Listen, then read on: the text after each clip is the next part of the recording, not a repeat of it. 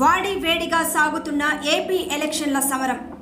మరికొద్ది గంటల్లో ఎన్నికల సమరానికి అందరూ సంసిద్ధం. ఈ ఎన్నికల్లో గెలిచేదెవరు, ఓడేదెవరు, శాసించేదెవరు?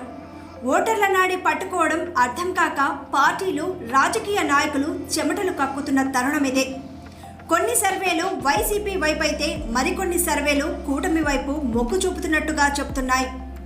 పొత్తులు, గమ్మత్తులు, అలకలు, బుజ్జగింపులు, బెదిరింపులు, ముడుపులు, నింపిన కడుపులు, పార్టీ జెండాలు, ఎజెండాలు, హామీలు, తమాషాలు, రంగుల కండువాలు, నిండిన సంబరాలు, భయాలు, అభయాలు, పార్టీ మార్పులు, పేలిన బాణసంచాలు, రయ్యి రయ్యమని తిరిగిన పోలీసు వాహనాలు, ఉదయం నుంచి ఊదరగొట్టి అరిగిన మైకులు, కట్ చేసిన కేకులు, నటననే మరిపించి నటించిన రాజకీయ నాయకులు, వారినే మించి నటించిన ఓటర్లు.